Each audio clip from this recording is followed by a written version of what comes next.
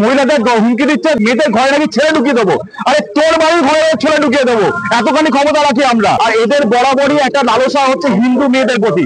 আমি বরাবরই এটা দেখেছি যে হিন্দু মেয়ে দেখলে এদের যাই না শরীর, সারা শরীরে কি ধরনের একটা প্রতিক্রিয়া শুরু হয়ে যায়। হিন্দু কোনো মেয়ে কোনো শাড়ি পরে যাচ্ছে, তার একটুখানি হাত দেখা যাচ্ছে বা তার একটু পা দেখা যাচ্ছে, সেদিকে সারাক্ষণ চোখ বড় বড় করে তাকিয়ে থাকে। কারণ তাদের মেয়েরা সারাক্ষণ বোরকা পরে থাকে, হয়তো তারা দেখতে পায় না, ওই জন্য হিন্দুদের প্রতি তাদের এত লালসা।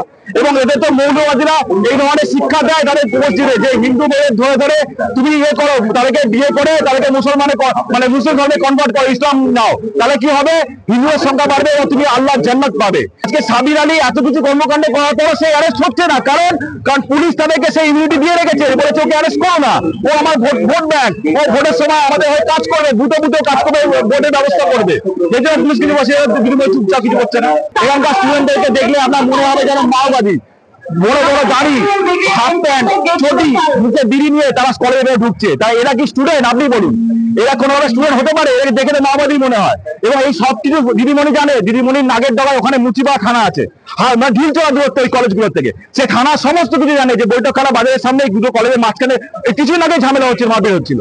দক্ষিণ কলকাতায় এই ধরনের জিনিস, এই ধরনের কর্মকাণ্ড আমরা বরদাস্ত করবো না। এই কলকাতা আমাদের কলকাতা, এই কলকাতা আমরা জন্মগ্রহণ করেছি, এই কলকাতাকে আমরা ভালোবাসি। এই ধরনের বেয়াদবি, এই ধরনের বাদরামি আমরা এই কলকাতা সহ্য করবো না। ও একজন এক্স স্টুডেন্ট, ও কলেজে আসুক, ওয়েল অ্যান্ড গুড, আসুক কলেজের প্রোগ্রাম দেখুক, কারণ হিন্দু মুসলিম উভয় পক্ষে সবাই এসে এই সরস্বতী পুজো অঞ্জলি দেয়, সবাই সরস্বতী পুজো দেখে। কিন্তু তা বলে কোর্টের আবহাওয়া, কোর্টে আইয়ে থাকা রায় থাকা সত্ত্বেও সে কেন কলেজে ঢুকবে, আমার এটা সবথেকে বড় প্রশ্ন। শিক্ষামন্ত্রী ব্রাত্য বসুর কাছে সেই ছাত্রীরা যখন কান্না করছে, সেটাকে কুণাল ঘোষ বলছে ওরা নাটক করছে।